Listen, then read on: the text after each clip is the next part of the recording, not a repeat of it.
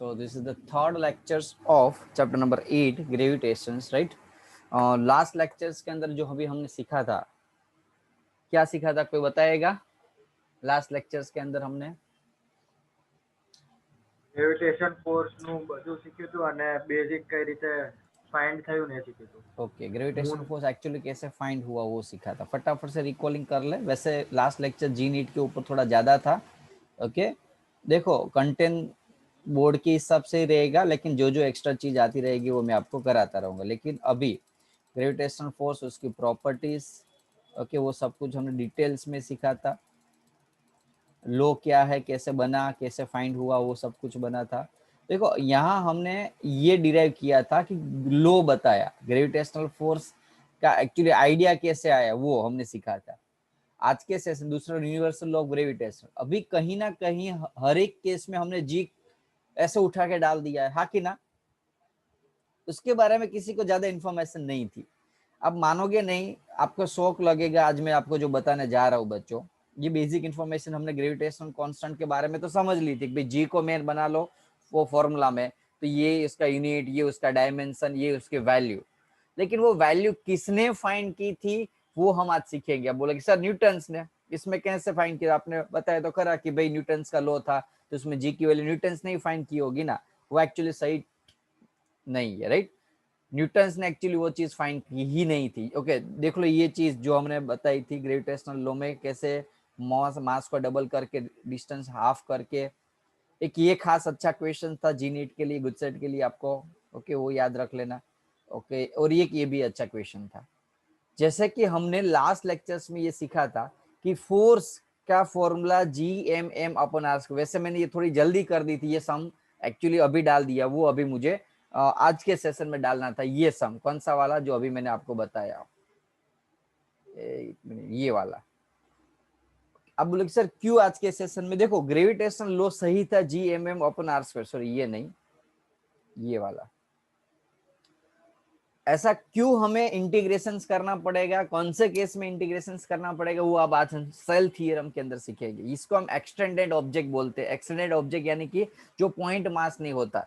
Gravitational law का सबसे बड़ा जो नेगेटिव पॉइंट था, that is it is only applicable to on the point mass. छोटे छोटे मास या तो point like mass, point like या मास यानी कि समझ में आता है ना, या तो बहुत छोटे हो या तो बहुत दूर हो, उसके लिए हम वो फॉर्मूला डाल देते थे. यदि एक्सटेंडेड ऑब्जेक्ट हो, जैसे कि अभी मैंने ये समझाया कौन सा वाला एक्सटेंडेड ऑब्जेक्ट, तो ये एक्सटेंडेड ऑब्जेक्ट है. अब इसमें हमें कौन सा मास लेना है, ये भाग लू, ये भाग लू.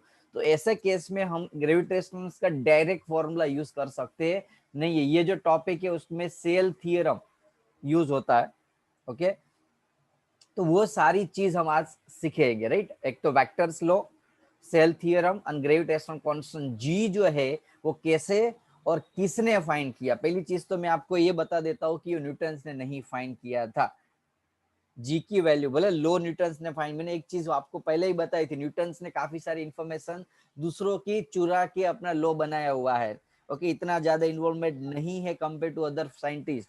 ये तो एक्चुअली साइंस की दुनिया में इसका नाम इसीलिए है, पैटर्न उसके नाम से.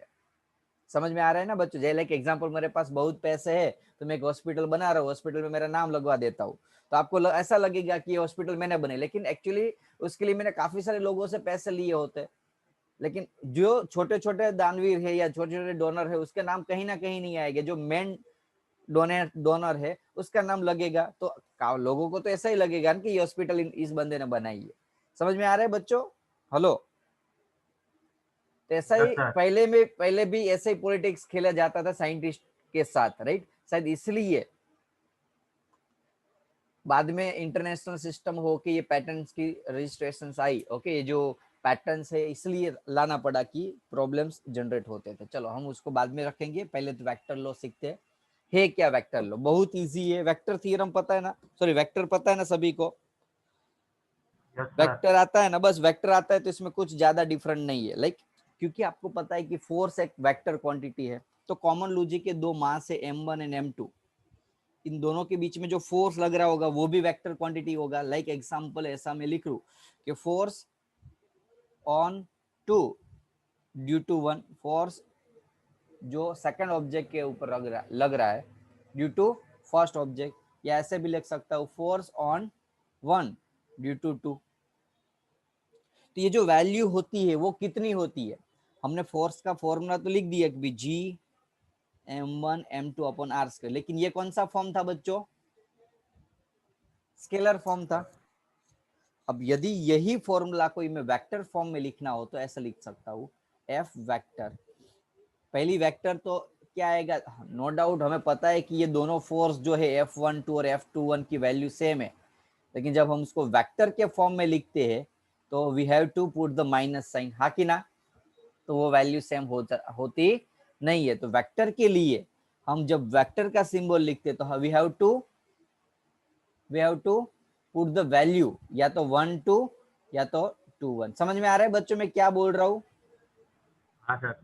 मैग्नीट्यूड सेम था दोनों का, इसलिए हम एफ लिख दिया, मैग्नेट स्केलर फॉर्म में डायरेक्टली एफ लिख दिया क्योंकि मैग्नीट्यूड सेम है। लेकिन वेक्टर के लिए हमें F12 या F21 लिखना पड़ेगा। फॉर्मूला बनेगा जी m1 m2 r12 अभी यहाँ वेक्टर नहीं लिखो क्योंकि मैग्नीट्यूड ही है, और r12 के याद रखना बच्चों। ये मुझे पता है वेक्टर में काफी सारे स्टूडेंट्स को अभी भी प्रॉब्लम हो रहा है क्योंकि अच्छे से वो या तो स्टार्टिंग में वीडियो देखे नहीं थे या तो लेट ज्वाइनिंग हुए थे। तो मैंने ऑलरेडी अपलोड की रखे हैं वेक्टर, डिफरेंशिएशन, इंटीग्रेशन, एमएलटी, ये सारी चीज है ना, उसको एकदम ब्लड के अंदर डाल देनी है यदि 12th के अंदर अच्छे मार्क्स लाना चाहते हो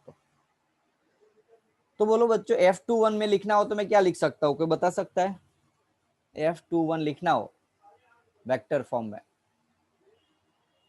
GM2 M1 नीचे R21 और यहाँ R21, हाँ कि ना? सर आम ज माइनस लगे दिए ना चाले, चलेगा चलेगा। अब समझ, वही मैं बता रहा हूँ, अब समझ लो कि R12 का मीनिंग क्या हुआ। R12 का meaning, hello, 1 with one respect to 2। Respective to two. One respect, लेकिन कैसे लिखेंगे हम, R1 माइनस R2 लिखेंगे कि R2 माइनस R1 लिखेंगे? 2 - 1। वेरी गुड, ये याद रखना। काफी सारे स्टूडेंट्स को, मुझे पता है आप में से 50% से ज्यादा स्टूडेंट को अभी ऐसा पता ही नहीं था कि 1 2 में आप 2 पहले लिखो या 1 लिखो। कितने स्टूडेंट्स को नहीं पता? Rise your hand, be honest. At least मुझे पता चला कि मुझे कितना डिटेल में जाऊँ ये टॉपिक। वेरी गुड, सारे स्टूडेंट्स को पता था। Okay, 2-3 students.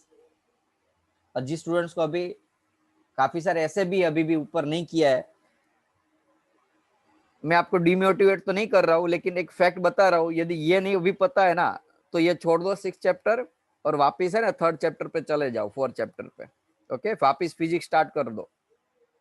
भले बुरा लगेगा नो डाउट आपको, लेकिन आपको पता है कि मैं बी फ्रैंकली बताने वाला हूँ कि मुझे वो बताने में जरा भी हिचकिचाहट नहीं होगी, क्योंकि मैं फैक्ट बताने वाला हूँ आपको कि यदि आपको अभी भी ये दिक्कत हो रही है तो छोड़ दो ये चैप्टर, अभी वापिस स्टार्ट कर दो फिजिक्स को सीखना। वेक्टर नहीं आता तो लाइफ में कुछ नहीं कर लोगे 12th स्टैंडर्ड के अंदर, इतना ध्यान रख लो। बुक्स उठा के पकड़ लो, देख लो, वेक्टर वेक्टर ही भरा हुआ है पूरा। ऐसी छोटी चीज में अभी दिक्कत हो रही है तो आगे क्या करोगे? नहीं याद रखने, टेम्पररी याद रख लोगे तो कभी भी नहीं याद रख पाओगे लॉन्ग टर्म। बेस को पकड़ो, नहीं याद रहे तो फिर भी याद रखो। चलो 1 2 का मीनिंग ये लास्ट है, ऑब्जेक्ट कहां से गया, 1 से 2 पे गया। देखो R12 का मीनिंग ये 1 है, ये 2 है, कहां से कहां डिस्टेंस गया, R से लेके 1 से लेके 2 पे। तो जनरली हम डिस्प्लेसमेंट का फॉर्मूला क्या लिखते थे बताओ? Displacement x2 minus final minus final minus initial, बस वेरी गुड। तो वही थीम, वही कॉन्सेप्ट का यूज करना है। 1 से 2 पे गया ऑब्जेक्ट, कहां से कहां गया, डिस्प्लेस कहां से कहां हुआ, 1 से 2 पे हुआ, तो फाइनल 2 है, फाइनल माइनस इनिशियल। बोलो अब कोई डाउट होगा किसी को? 2 1 क्या लिखेंगे? ना सर। R1 minus R2। तो बच्चों में यहाँ R minus, sorry minus common निकालो तो उसको ऐसा लिख सकता हूं, हेलो। Yes sir. तो R2 माइनस R1 तो क्या था, R12 वेक्टर था।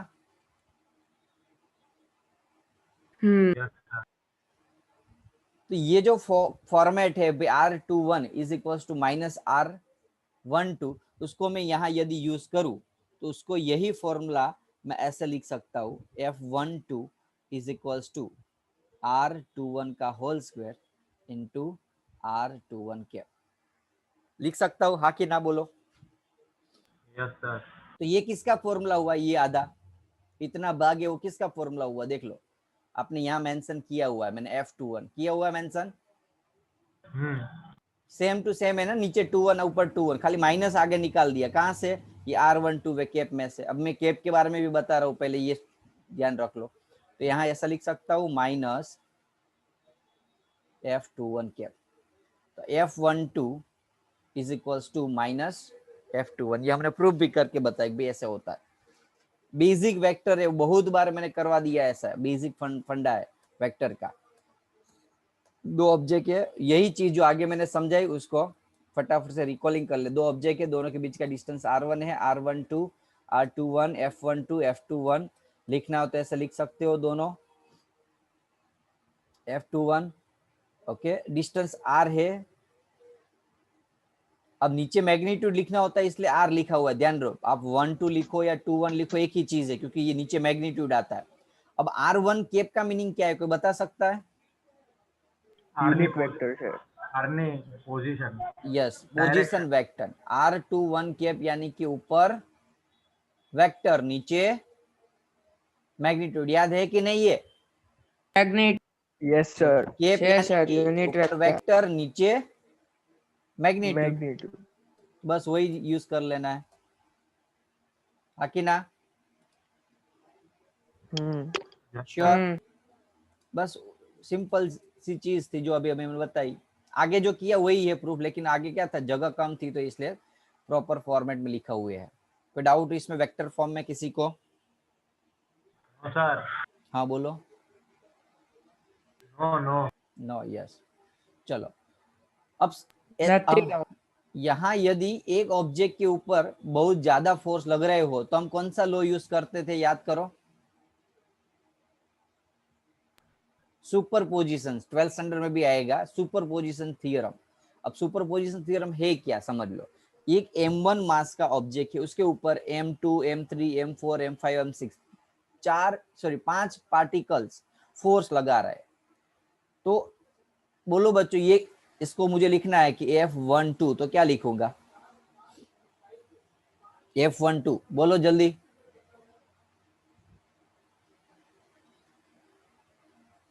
F12 लिखना है G जी M1 M1 M2 M2 upon R12 R12 ના R1 સ્ક્વેર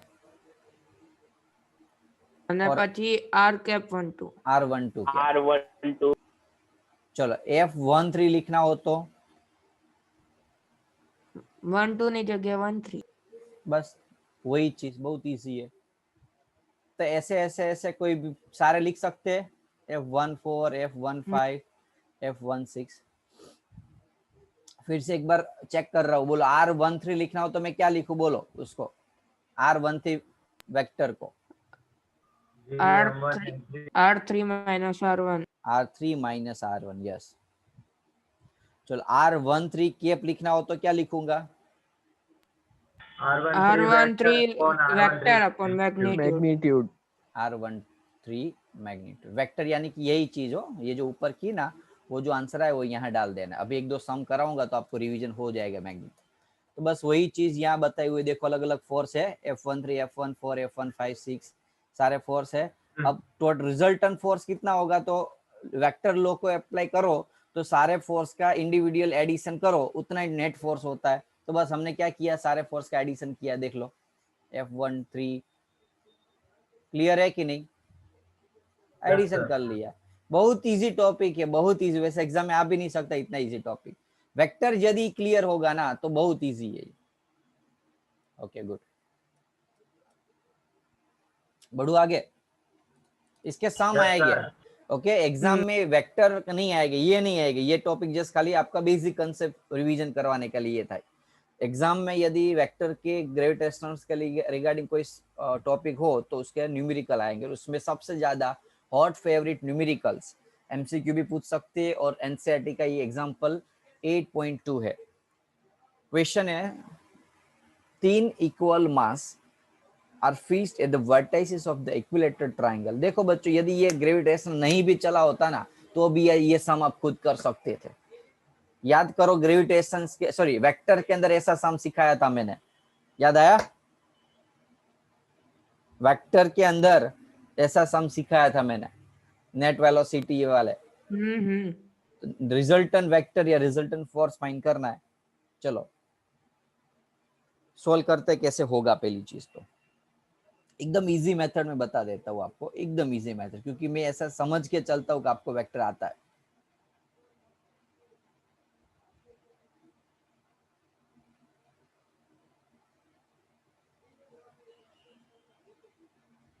ये छोड़ दो अभी, उसकी जरूरत नहीं है।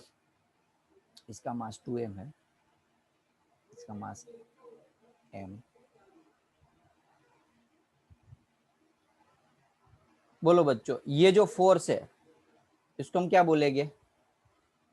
इसका नाम ओ दो, FOA लिख सकते बच्चों, हाँ ना बोलो? हाँ सर। अब ये दोनों मास सेम है, देखो m और 2m, और डिस्टेंस भी पता है कि 1 1 1 है, तो ये दोनों का फोर्स इक्वल होगा कि नहीं? हाँ ना बोलो? हाँ सर। तो ये जो फोर्स है उसके दो कंपोनेंट में मैं डिवाइड करूं तो ऐसे दो कंपोनेंट मिलेंगे। कलर चेंज कर सकते हो इसलिए आपको पता चले, दो कंपोनेंट इसके और इसके, हाँ कि ना? Yes sir. इसका हाँ सर। इसका दो कंपोनेंट लिया। अब सिमिलरली ये भाग का दो कंपोनेंट ले लेता हूं मैं।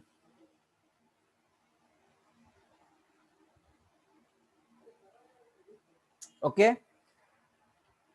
हेलो, हाँ इसको मैं हाँ, यदि सर। एफ दू, एफ नाम दू, इसको मैं एफ नाम दू,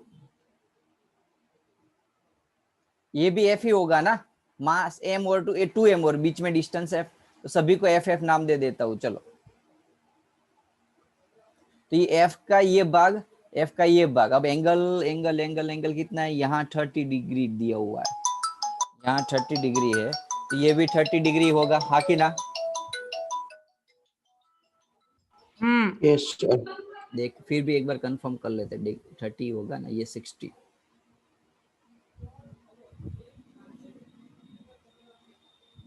डिग्री, ये 60 डिग्री होगा, 60 था सर ये। 60 होगा ना शायद, एक मिनट हो, ये 60 है, हाँ 16 होलू 30।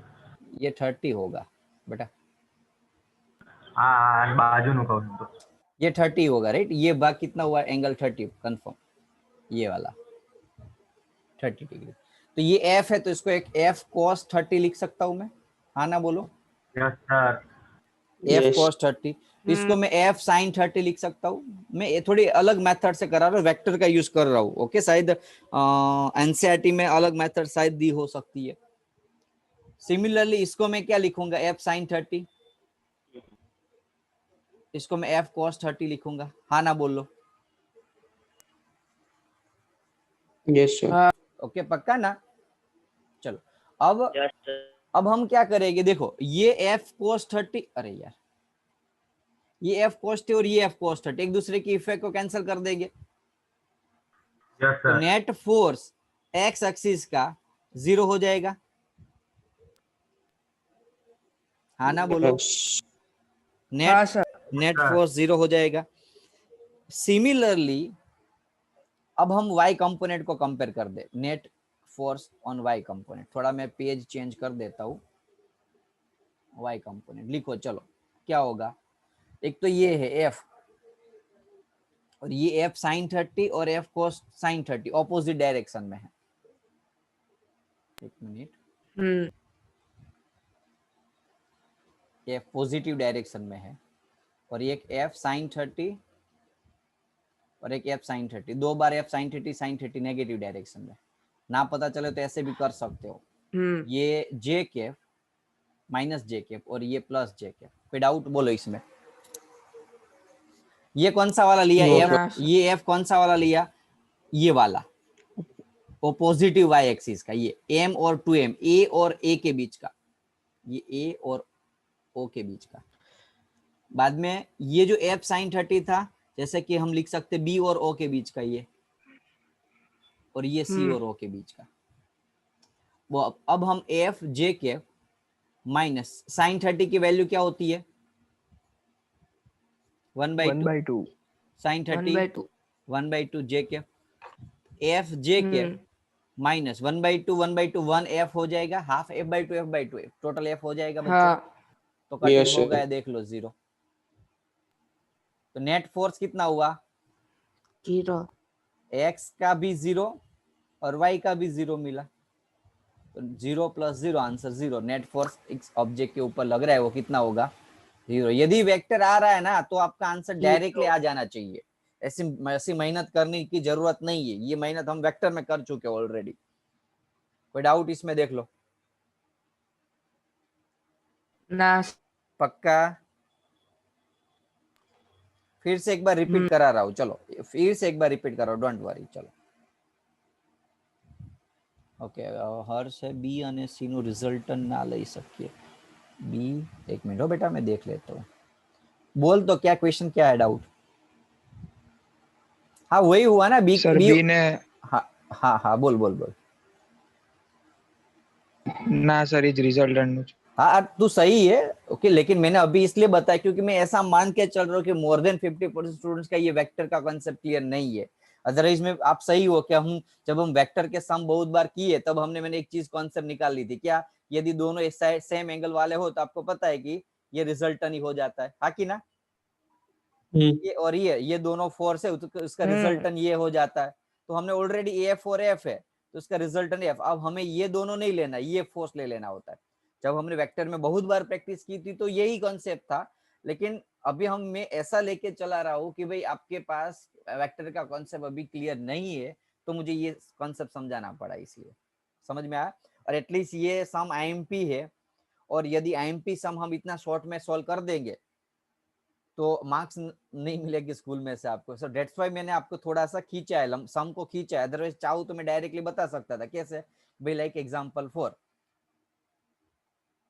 m 2m m और m कॉमन लॉजिक है, डिस्टेंस सभी का सेम है, ये सारा मास सेम है, तो ये फोर्स सेम होगा।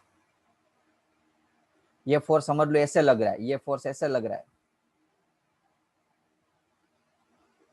तो रिजल्टेंट फोर्स ऐसे लगेगा। तो ये दोनों का रिजल्टन हुआ ये वाला। अब हमें ये लेना ही नहीं है, तो ये फोर्स एफ ऊपर opposite and equal direction, sorry opposite equal and opposite direction वाला फोर्स एक दूसरे को इफेक्ट को कैंसिल कर देंगे, नेट फोर्स 0। चाहो तो मैं डायरेक्टली इसे समझा सकता था, लेकिन एक्चुअली ये सम है ना, एमसीक्यू भले है लेकिन ये है एनसीईआरटी का क्वेश्चन।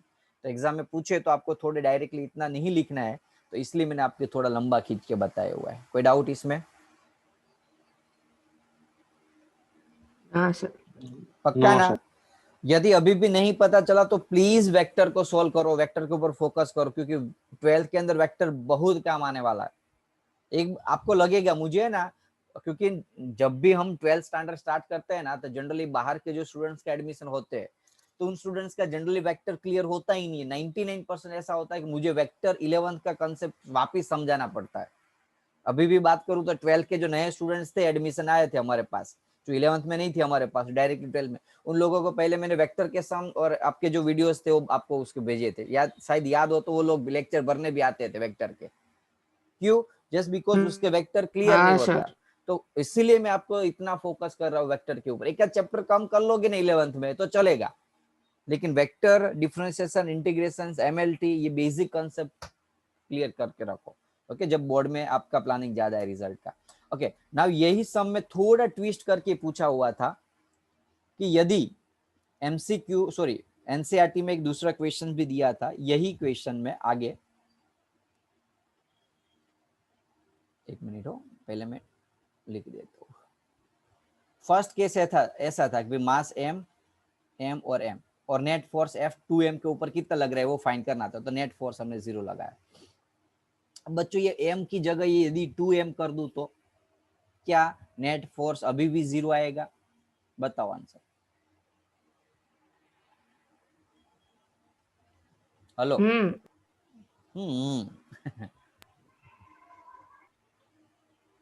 अब हम बात करते, अब देखो अब हम है ना इसको f ले, यदि इसको हम एफ ले तो इसको हम 2f लेना पड़ता है, बताओ क्यों? मास वधी गयो ने कॉमन मास लो, पहले डबल क्या था, पहले क्या था, देखो खाली एम था तो हम G M M upon distance 1 ले लेते, तो जी एम स्क्वायर होता था। अब यहाँ मास क्या हो गया, तो हर एक यहाँ भी जी एम स्क्वायर, यहाँ भी जी एम स्क्वायर, तो हर एक को हम एफ एफ एफ ले लेते थे पहले के केस में। अब यहाँ मैंने 2m कर दिया तो ये दोनों के बीच का मास चेंज हो जाएगा। एक पहले तो ऑलरेडी इसका 2m था और दूसरे का 2m हुआ। ओके एक मिनट हो, पहले हम 2m था ना, तो पहले m और 2m और g ऐसा आता था पहले, हाँ कि ना, 2g m स्क्वायर 1 पहले के केस में जब m था, ये m था। अब इसको मैंने 2m कर दिया तो यहाँ m की जगह 2m लिखूंगा मैं, तो 2 2 जा कितना हो जाएगा बच्चों, 4 gm स्क्वायर होगा। 4 तो कितना गुना हुआ, जो हाँ। पहले कितना था बिफोर, 2gm स्क्वायर अपॉन 1 था फोर्स हर एक के बीच में, ये सारे पार्टिकल्स के बीच में। अब कितना हुआ 4gm, तो 2 गुना हो गया बच्चों। तो ये जो फोर्स एफ था, ये फोर्स एफ है m और 2m के बीच का। अब यहाँ मैंने मास इस एक का डबल कर दिया, तो कोई सिंगल का भी मास डबल कर दो तो नेट फोर्स डबल हो जाएगा ना, प्रोपोर्शनल है मास से। फिर समझ में आ रहा है कि नहीं यार, समझ में आ रहा है? राइज योर हैंड, फिर से रिपीट कर रहा हूं, चलो एक्चुअली समझ लो।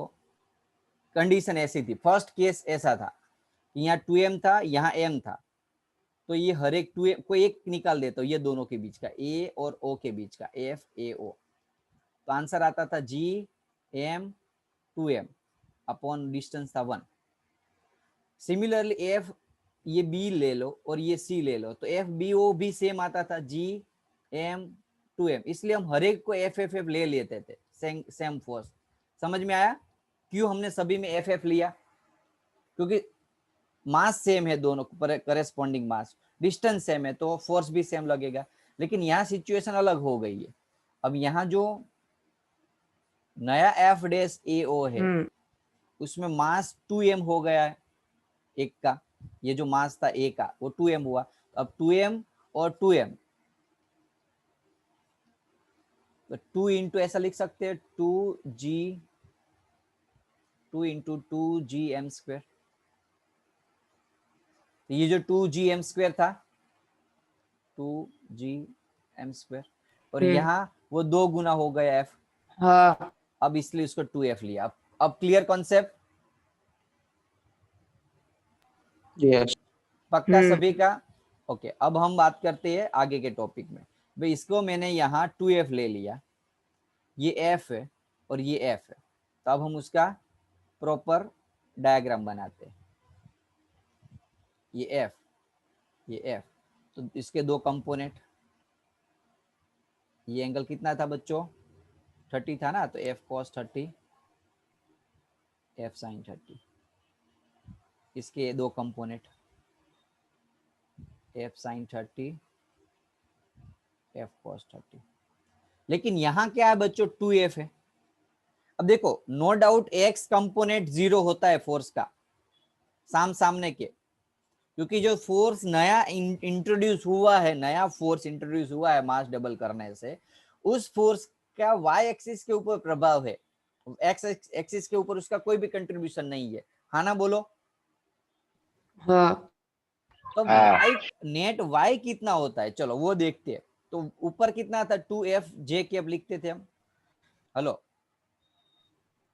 ऊपर 2f j कैप लिखते थे, तो नीचे कितना था f sin थीटा, तो f लिखते थे हम रिजल्टेंट फोर्स f और f का रिजल्टेंट फोर्स, हेलो यस तो minus f j cap, minus f j cap लिख सकता हूँ, इसका नीचे का भी आगे डिराइव किया, इसलिए आंसर देखो 2f minus f j cap आता है। तो नेट फोर्स कितना मिला हमें f j कैप, यानी कि यहाँ आंसर 0 नहीं आएगा यदि मास 1 का डबल किया। कोई डाउट? ना। नो और सर आंसर लिखना हो तो sir. एफ जे कैप नहीं लिखना है, एफ तो हमने शॉर्ट टर्म के लिए, यानी कि आपको थोड़ा इजी हो इसलिए लिखा है। एक्चुअली आंसर क्या लिखना पड़ेगा आपको, ये वाला एफ क्या था 2gm स्क्वायर, तो 2gm² / 1 j कैप। तो ये आपका आंसर है, एनसीईआरटी में दिया हुआ है। बोलो कोई कॉन्सेप्ट में कोई डाउट? हेलो, ना सर। चलो आपका टेस्ट चेक करता हूँ, समझ लो बच्चों, समझ लो बच्चों। ये 2m था, ये 2m है, ये 2m है और ये 2m है। अब मैंने सभी को 2m 2m 2m कर दिया। बताओ चलो। 0 0 क्लियर ना? क्लियर ना? कोई डाउट इसमें? अब एक क्वेश्चन आता है ना। ऐसा, एक क्वेश्चन आता है एसएल के अंदर या पुरानी गुजरात बोर्ड की बुक्स के अंदर दिया था कि उसमें क्या था, ये बीच वाला जो है ना 2m, वो इसकी जगह खाली m रखा हुआ था। क्या रखा हुआ था? ये वाला भाग m, बाकी सारे m m m थे। तो नेट फोर्स अभी भी क्या हो जाएगा? 0 होगा। कोई डाउट नहीं ने? ना। चलो आगे बढ़ते हैं। क्वेश्चन है, position vector of the two masses m1 25 kg, m2 10 kg। 10 पूरा kg। वेक्टर का ये वन टाइप ऑफ वेक्टर का यूज है, लेकिन फिर भी रिविजन्स के लिए आपको मैं बता देता हूँ ये सम सॉल्व करके। r1 और r2 ये पोजीशन वेक्टर दिए ना आपको। पोजीशन वेक्टर किसका? 25 का ये है। ये m1 और ये m2, r1 ये m2 और ये r2। हमें फाइंड करना ये जो 25 किलोग्राम मास है ना, उसके ऊपर ये जो 10 किलोग्राम है ना, वो कितना फोर्स लगाता है, यानी कि 1 के ऊपर 2 का फोर्स लगाना है, फाइंड करना है। हाँ कि ना? यही चीज में यदि वेक्टर में आपका नेगेटिव यानी कि माइनस पॉइंट होगा ना, तो यहां मार खा जाओगे कि क्या लू सर, 2 1 लू 1 2 लू। तो ना याद रहे तो साइड में लिख दो 3 बार 4 बार, force on 1/2, force on 1/2। Clear? बोलो फॉर्मूला क्या बनेगा उसका? G m1 n2 upon m1 m2 r1 2 square. यहाँ जो है वही रखना है। टेक्स्ट बुक में शायद यहाँ माइनस करके इन लोगों ने r1 2 अपोजिट किया हुआ है, लेकिन टेक्स्ट बुक में मत देखना, वो कंफ्यूजन कैप। हो जाएगा आपको। अब बोलो r12 निकालना है तो कैसे निकालू? r2 minus R2 minus R1। बोलो चलो फटाफट, r2 माइनस r1। r2 में से r1 माइनस करो, 1 माइनस 4 माइनस 3 3 माइनस माइनस 7, -3 -4 0। उसका मैग्नीट्यूड निकालो चलो r12 का, क्योंकि यहाँ मुझे नीचे मैग्नीट्यूड चाहिए ना r12 का। 5 5 5 3 का स्क्वायर 9, 9 प्लस 4 16। पता है ना कि सभी को 3 का स्क्वायर 4 Yes, का sir. Square Triplet। तो 25। आंसर आएगा 5। जिसको नहीं पता वो ध्यान दो, अभी मुझे हर एक का देखना पड़ता है यार, ऐसा है। r12 मैग्नीट्यूड निकालना होता है जब भी वेक्टर का, तो उसका अंडर रूट का स्क्वायर कर दो। बच्चों में आपको प्लीज रिक्वेस्ट कर रहा हूँ इतना, यदि यहाँ आपको प्रॉब्लम हो रहा है ना, तो कुछ करो, अभी भी बहुत लेट हो जाएगा। जब 12th आ जाएगा ना, बाद में आपके पास टाइम भी नहीं बचेगा ये वेक्टर को सॉल्व करने के लिए, हालत खराब हो जाएगी वेक्टर में। r12 मिला आपको 5। ओके, इसके सॉल्व करोगे तो √25 आता है, आंसर 5। केप निकालो चलो बच्चों, r12 केप क्या लिखेंगे? r12 केप के लिए वेक्टर अपॉन मैग्नीट्यूड। वेक्टर और नीचे वेक्टर, -3 -4 0 અને નીચે 5। नीचे 5, तो -3/5 कितना आएगा? -4 सॉरी -3/5। -4 છે સર। हाँ हाँ हाँ हाँ, -3/5। एलसी रखो कोई, 0.6। 5 6 जा, हाँ 0.6, 5 8 जा और 0। कोई डाउट? ના। तो हमारे पास सारे डेटा आ गए। देखो अब बोले सर ये क्यों किया? फॉर्मूला देखो, पहली चीज तो फॉर्मूला में हमें ये फाइंड करना है। फॉर्मूला में नीचे यहाँ r12 केप आता है, तो r12 केप के लिए मुझे क्या करना पड़ेगा? वेक्टर और नीचे मैग्नीट्यूड। तो पहले वेक्टर निकाला, ये वाला वेक्टर निकाला और उसका मैग्नीट्यूड निकाला ये। ओके, वेक्टर और मैग्नीट्यूड निकालने के बाद यूनिट वेक्टर निकाला, ये इसको हम यूनिट वेक्टर बोलते हैं। यूनिट वेक्टर निकाल दिए, बस अब हमें खाली वैल्यू डाल देनी है फॉर्मूला में। जी की वैल्यू मास m1 6.67 into 10⁻⁻. 25 और 10 अपॉन r12 का स्क्वायर, 5 r12 square. r12 कितना मिला, r12 5 5 no square. और r12 कैप, ये r12 कैप, ये मिला वैल्यू। 0.6 0.8. कर लोगे ना अब तो सॉल्व, जो बाद में ये सॉल्व करोगे 5 का स्क्वायर 25 कट 10⁻11 और 10 तो कट થઈ જશે. 6.67 10⁻10 माइनस 0 पॉइंट। अब फाइनल आंसर लिखो ना तब ऐसे लिख लेना, ओके, आई कैप और जे कैप, पहले लिखने की जरूरत नहीं थी, फाइनल आई जे। आंसर में खाली ऐसा वो तो 0 है, के कैप तो लिखने की जरूरत नहीं है। कोई डाउट? पक्का? ના. हाँ. Now extended object, extended object यानी कि क्या? पहली चीज तो ये लिमिटेशन रीड कर लो पहले, जो ऑलरेडी मैंने आगे बता दी थी वही है।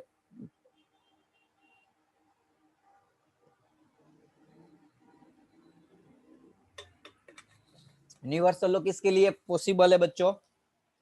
या तो पॉइंट मास या पॉइंट लाइक मास। पॉइंट यानी कि एक तो छोटा होना चाहिए या तो इतना डिस्टेंस हो दोनों के बीच का कि ये पॉइंट लाइक मास फील होना चाहिए।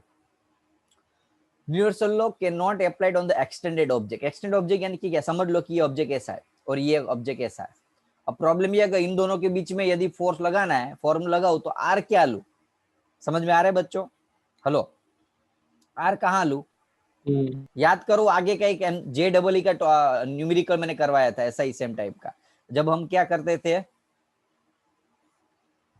अब यहाँ डिस्टेंस कहाँ से लूं? यहाँ से लूं, यहाँ से लूं, यहाँ से लूं, ये डिस्टेंस मुझे लेना है, ये लूं, ये लूं, ये लूं, कौन सा लूं?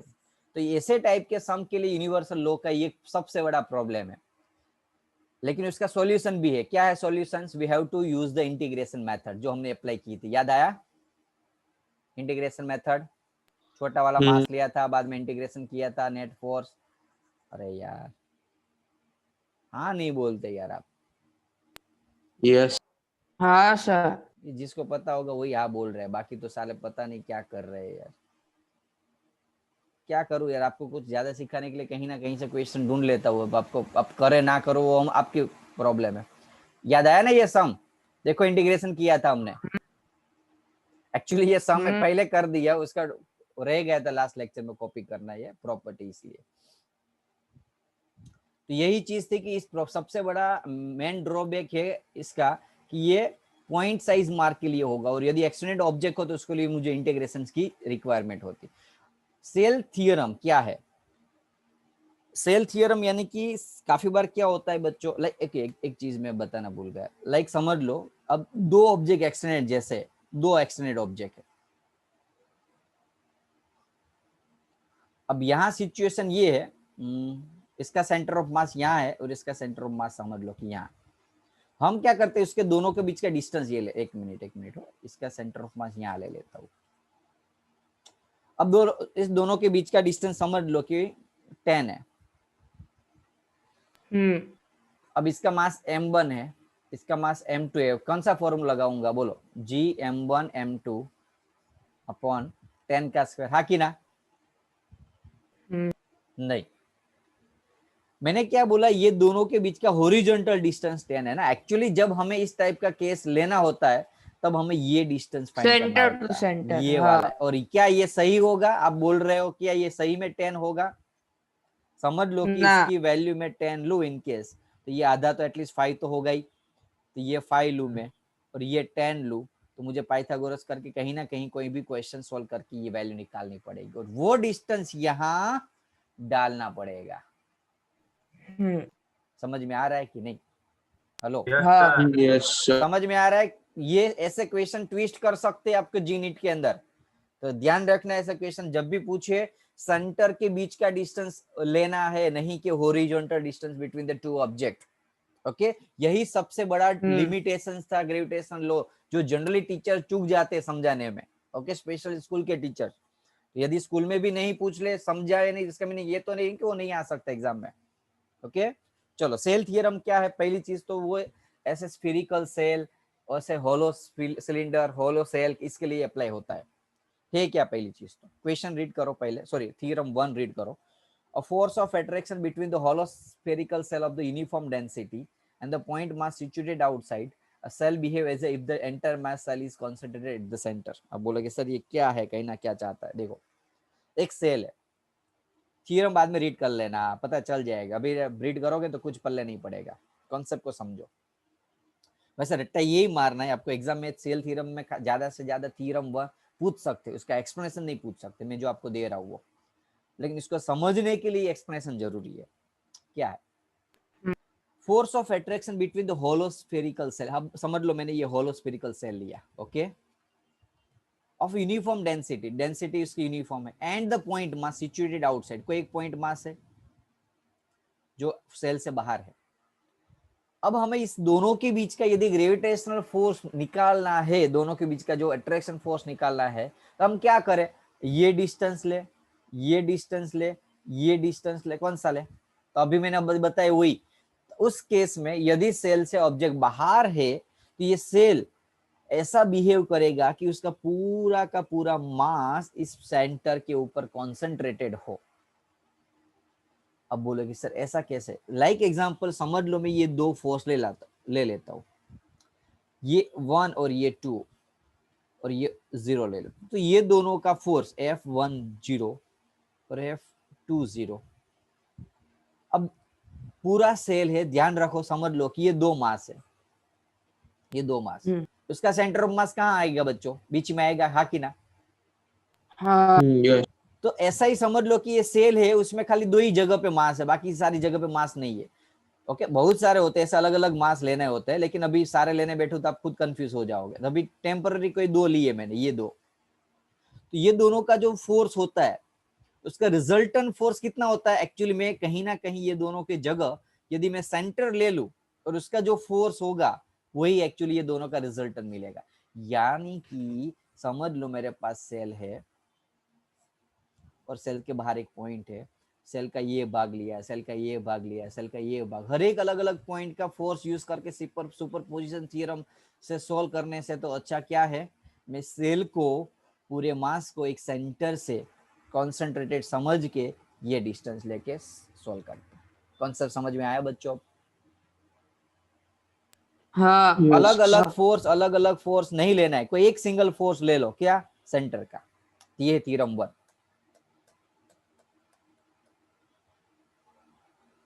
ओके अब ये दूसरा कॉन्सेप्ट, ओके ये जो एक्सप्लेनेशन है ना, शायद बाद में आपको जरूरत पड़े तो मैं ये भी समझा ही देता हूँ आपको साथ में।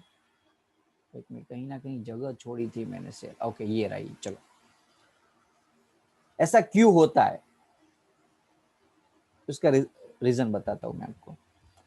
काफी सारे स्टूडेंट्स को ये डाउट हुआ होगा कि सर आपने ये फोर्स लिया, चलो नो डाउट हमने समझ लिया कि ये दोनों फोर्स का रिजल्टेंट ये होता है, तो ये दोनों फोर्स का खाली ये वेक्टर तो नहीं होगा ना, उसके एक वाई कंपोनेंट भी होंगे, हाँ कि ना? ये जो फोर्स हाँ। लिया था F1 उसका वाई कंपोनेंट भी होगा ना, जिसको हम परपेंडिकुलर कंपोनेंट बोल सकते हैं। ये फोर्स F2 है तो इसका परपेंडिकुलर कंपोनेंट लेता है, और ये उसके पैरेलल दो है, F1 to parallel component, F2 parallel component. समझो एक्चुअल में क्या होता है, रिजल्ट ये ही लेना होता है। क्यों? क्योंकि ये दोनों परपेंडिकुलर वेक्टर एक दूसरे से क्या करते हैं, एक दूसरे की इफेक्ट को कैंसिल आउट करते हैं। तो परपेंडिकुलर कंपोनेंट जो है वो क्या करेंगे बच्चों? कैंसल आउट થઈ જાય, कैंसल हो जाएगा। तो बचेगा कौन सा? Parallel, horizon horizontal force, Parallel. F1 2 और F2 1। तो नेट फोर्स कितना होता है? जैसे हमने आगे सम किया था ना वैसा ही सम है, सेम कॉन्सेप्ट वही है। तो नेट फोर्स F हो जाएगा दोनों का, रिजल्टेंट वेक्टर। हाँ क्लियर है? श्योर ना? थ्योरम 1 में कोई डाउट? ના ओके अब थ्योरम 2 क्या है? Force of attraction due to the hollow spheric. अब देखो ये ना उसका खाली एक्सप्लेनेशन दिया, उसका प्रूफ है, लेकिन आपको पता है कि हमें बोर्ड का ही फोकस रखना था। मुझे जी नीट का अभी टेम्पररी आपकी स्कूल में एग्जाम है और ये चैप्टर था, इसलिए मैं नहीं कराता हूँ। और ऐसा जरूरत भी नहीं है आपको, अदरवाइज में आपका उसका डेरिवेशन बताता है ऐसा क्यों होता है, लेकिन अभी खाली समझ लो ये थ्योरम 2 को। Force of attraction due to the hollow spherical shell of a uniform density on the point mass situated inside, यहाँ मास कहाँ है बच्चों? इनसाइड। इनसाइड। यदि ये सेल है, बाहर था तो नेट फोर्स हमने निकाला कि ऐसे बिहेव करेगा, ये पूरा मास सेंटर पे होगा, लेकिन ये पॉइंट समझ लो इस सेल के बीच में होता तो या अंदर होता तो उस केस में नेट फोर्स 0 होता है। नेट फोर्स कितना होता है बच्चों? 0। बोले कि सर केस है, हाउ इट इज पॉसिबल? रिजल्टन बताता हूँ, उसका रिजल्ट बताता हूँ। देखो एक्चुअली रीजन ये है,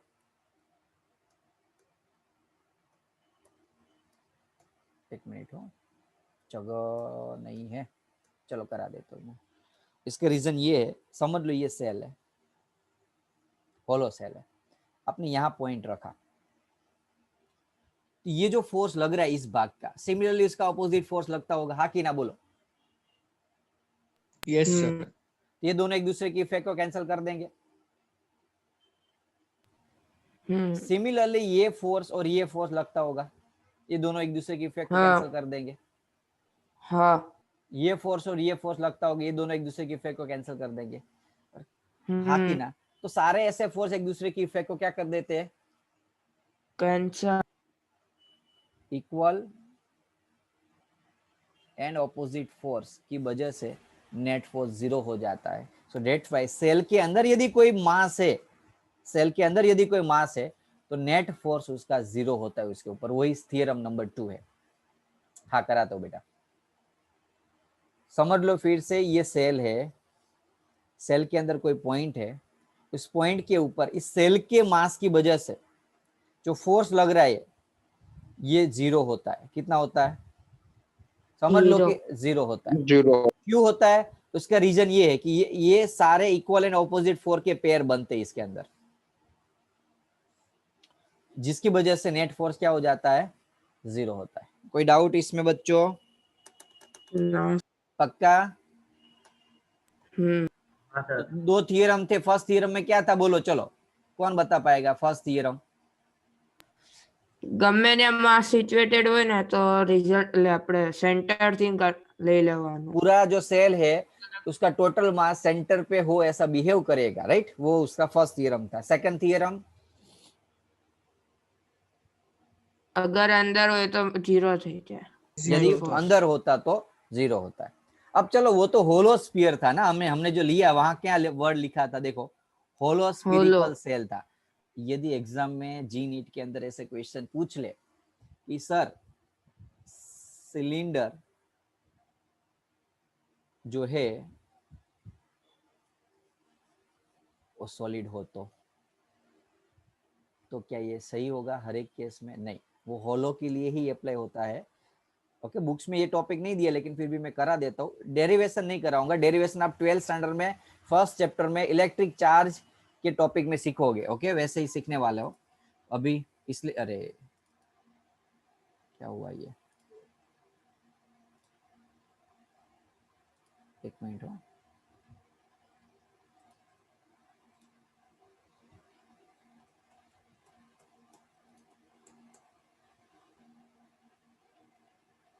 आता है चला जाता है। यस,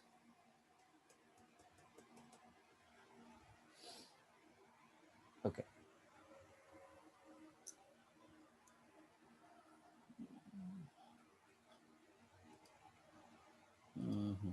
चलो, तो यदि ऐसा हो, सॉलिड स्फीयर हो, तो सर क्या उसमें भी ऐसा होगा? नहीं, ध्यान रखो बच्चों, उसमें ऐसा होता नहीं है। ओके, दूसरी चीज मैं आपको लास्ट टॉपिक में, चलो इसमें बता देता हूँ। 3 केस हो सकते हैं हमारे लिए। एक मिनट हो यार, ये चल क्यों नहीं रहा है? एक मिनट, एक मिनट।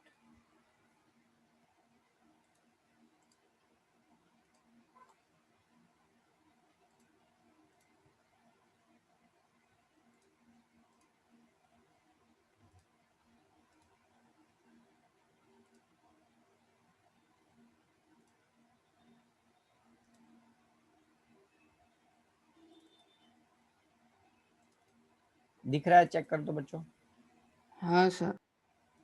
फुल स्क्रीन में दिख रहा है? ના હવે દેખાય. एक मिनट हो, थोड़ू ચોટે છે સારું. ओके चलो, तो 3 केस हो सकते हैं. एक तो ये पॉइंट जो मास है ये तो आउटसाइड हो सकता है, हाँ कि ना? तो यदि आउटसाइड हो, समझ लो इसका मास कैपिटल एम है. अरे यार क्या हो रहा है ये, लिखूंगा, लिख रहा हूं बाद में चिपकता है ऐसा. समझ लो इसका मास क्या है, कैपिटल एम है, इसका मास स्मॉल एम है, दोनों के बीच का डिस्टेंस आर है. कितना? આ ओके तो दोनों के बीच का फोर्स है एक मिनट हो, वो G M small R upon sorry small M upon R square होगा, हाँ कि ना? बोलो चलो.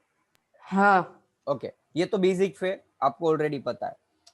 चलो ऑन ऊपर होता तो समझ लो ये मास यहाँ होता तो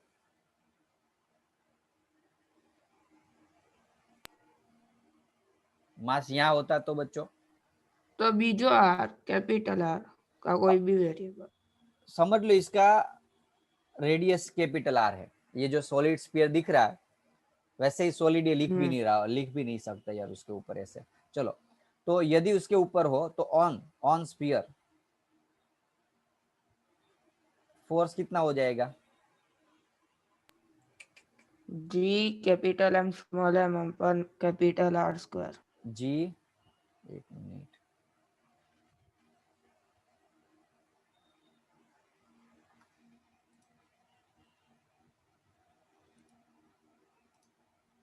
एक मिनट हो बेटा, फिर से शेयर कर रहा हूँ, शायद ज्यादा लिख रहा ना इसलिए सेविंग में प्रॉब्लम हो रहा है. Just wait 2 minute only.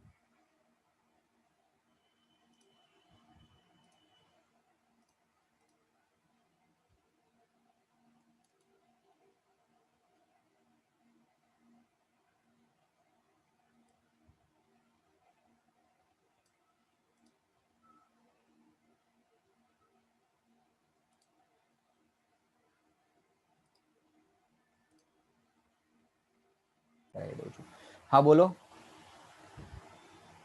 Third खबर ना पड़ी. हाँ कराई दो थर्ड नंबर का, समझ लो. वैसे रिकॉर्डिंग बंद था ना तो ये थोड़ा है ना स्क्रीन में दिक्कत हो रही है, पता नहीं क्या हो रहा है दिक्कत.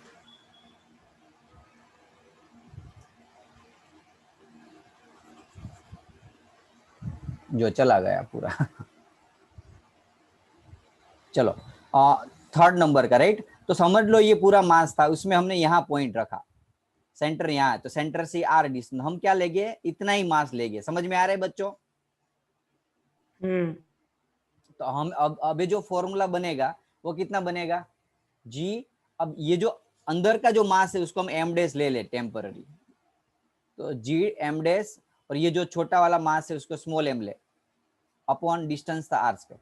अब प्रॉब्लम ये है कि चलो एम पता है, आर पता है, एम डैश कितना होगा वो कैसे सर पता चलेगा? तो देखो टोटल वॉल्यूम कितना था? 4/3 पाई आर क्यूब.